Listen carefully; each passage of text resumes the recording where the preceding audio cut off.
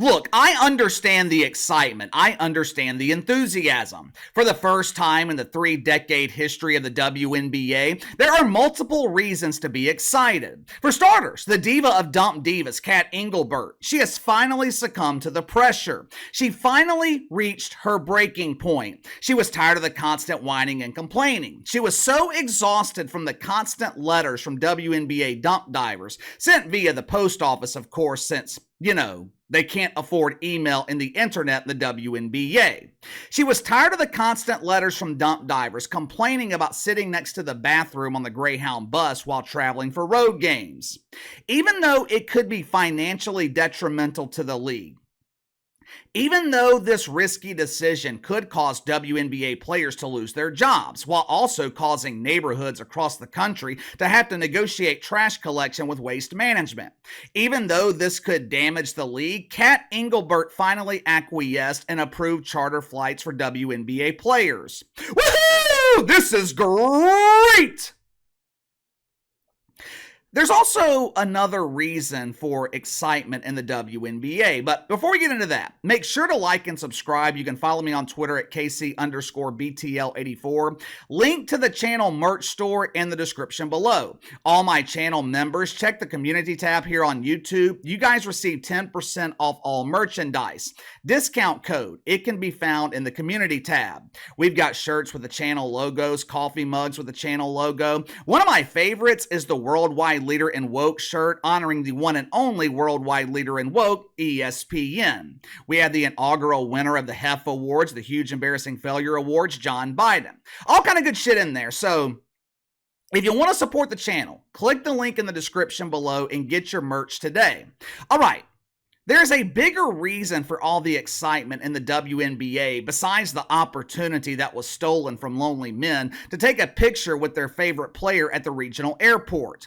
For the first time ever, the WNBA has a legitimate superstar entering the league.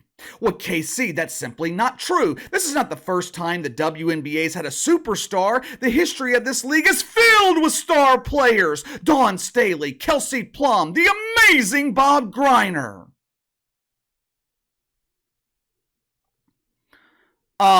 Dawn Staley is more known as being a coach than a former player in the WNBA.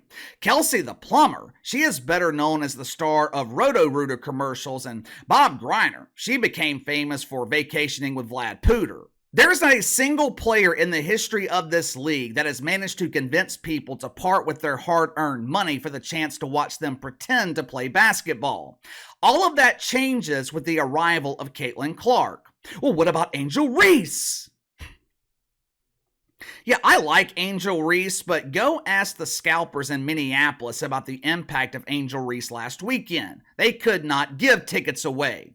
Caitlin Clark will sell out home games. She will sell out road games. Wouldn't surprise me if the debut of Caitlin Clark next week outperforms the NBA playoffs on television. Not only would that prove the drawing power of Caitlin Clark, it would be a damning indictment on the decline of the NBA. Which, by the way, I'm still working on the rise and fall of the NBA as we speak. Hope to have it ready to premiere later this month, maybe early next month. But anyway, plenty of reason for excitement in the WNBA. But that excitement, it's also creating delusion.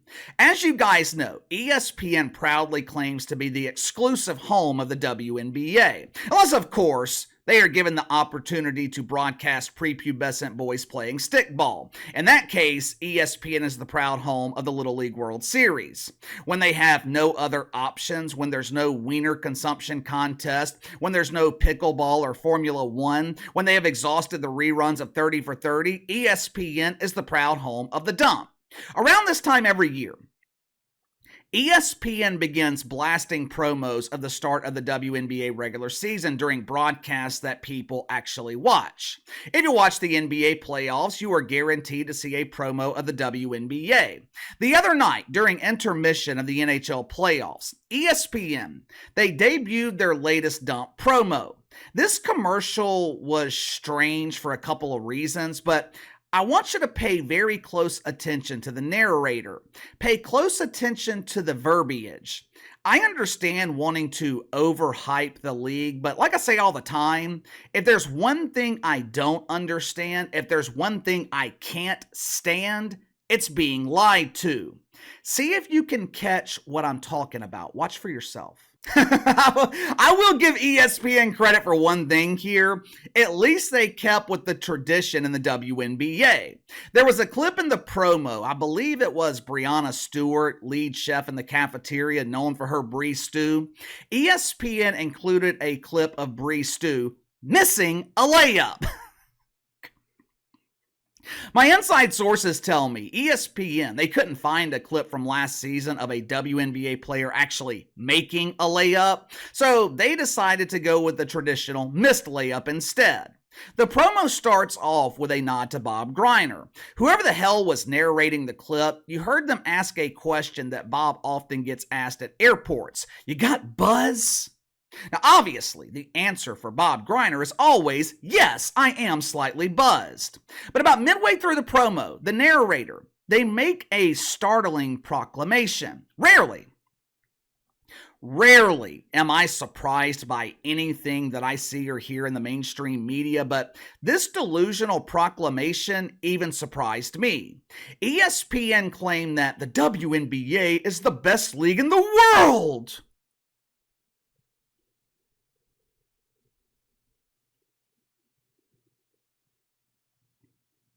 What? Excuse me?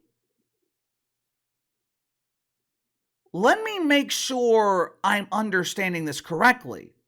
You're telling me that the WNBA, the home of pretend basketball, the home of elite trash collectors, the largest customer of Just for Men, the dump, you expect me to believe that the WNBA is the best league in the world? Now, they didn't specify best female basketball league in the world. They didn't even specify best female league in the world. ESPN claimed that the WNBA is the best league in the world. I'm pretty sure most people will agree when I say this. The WNBA isn't even the best female basketball league in this country. I'm sure most people would agree that the professional basketball that young women play at the collegiate level better than the WNBA. Hell, WNBA players don't even agree that the WNBA is the best league in the world. If that's the case, why in the hell are they booking seats on cargo carriers riding ships over the Atlantic Ocean to play basketball in Europe? Wasn't all that long ago that Bob Greiner was booking her flight on Air Red to play basketball in Mother Russia. When talking about global sports leagues, I don't think the WNBA would rank in the top 50. Hell, they might not even break into the top 100. Let's see how many leagues are better. How many leagues are more popular than the WNBA?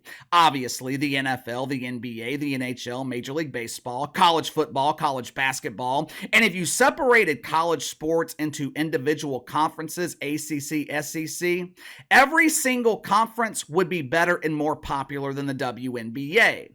College baseball, the NWSL, the G League and the NBA, AA and AAA baseball, high school baseball, the local bowling league, the PGA, NASCAR, Formula One, the California Penal League, home of the best movie pitcher in Major League Baseball history, Rick Vaughn, the Sandlot, Little League Baseball, the AHL, the minor league and the NHL. Do I need to keep going here? I'm just listing off domestic leagues. We haven't even touched on global leagues yet. UEFA, the World Cup, the Olympics. I could sit here for the next hour and list off leagues that are more popular than the WNBA. ESPN is not doing the dump any favors here. I understand wanting to overhype the WNBA. I get it. But you can't be delusional with your marketing. You can't turn the WNBA into a running joke. They do an excellent job at doing that themselves. Seriously, all kidding aside, this is the WNBA's one and only chance at relevance. This is your one and only chance at breaking into the mainstream. Caitlin Clark is bringing you something that you have never had. Caitlin Clark is giving the WNBA credibility, legitimacy. You can't fuck that up. Did you notice Caitlin Clark wasn't featured in that promo until the last couple of seconds? Think about what kind of message that sends. One thing that bothered the hell out of me all season with my Pelicans was the way they marketed the team. Marketing is very, very powerful. Tells fans who's important and who's less important. For the majority of the season, the Pelicans, they tried to make Brandon Ingram the face of the franchise. When players were introduced before the game, Brandon Ingram, he was introduced last. What does that tell your fan base?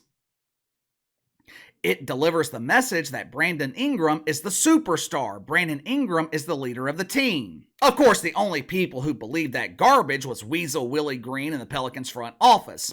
Everyone else knew Zion Williamson was the superstar and Brandon Ingram was an overpaid role player. This promo from ESPN, it should have heavily featured Caitlin Clark. Little bit of Angel Reese. Maybe sprinkle in Sabrina Ionescu since she got mainstream exposure by competing with Steph Curry during NBA All-Star Weekend. The rest of the players featured in that promo, no disrespect to them, but no one cares. But KC, they have to be cognizant of their feelings. Veteran players would feel disrespected if a rookie was featured over them in that promo. Do you want to worry about feelings? Do you want to make friends? Or do you want to make money? Money does not care about your feelings. The unknown players featured in that promo, they have been playing in the WNBA for years now. How's that working out?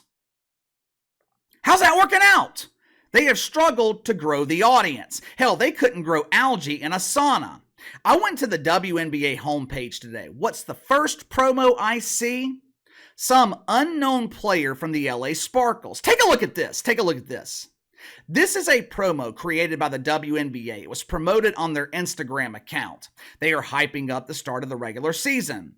Don't hit my phone next week. I'll be falling asleep while watching pretend basketball. Look at the players featured in this promo. Can you name any of them? Can you name one? I can name one, and that's only because I do this for a living. There's no Caitlin Clark. There's no Angel Reese. You've got two recognizable players, and you don't feature either one? There seems to be this hesitancy in the WNBA to feature their superstar rookies over unknown veterans, and I just don't understand it. You've got one shot at this. You got one chance. If you fumble this opportunity, highly unlikely you ever get another one. You better wake up. I know Donna Taurasi, I know legends like the Sue Bird don't want to see the emergence of Caitlin Clark. If you want to make money, you better put the marketing machine behind her. Otherwise, you can continue down the same path of irrelevancy that you have been riding the Greyhound bus down for the last 30 years. But give me your thoughts on this.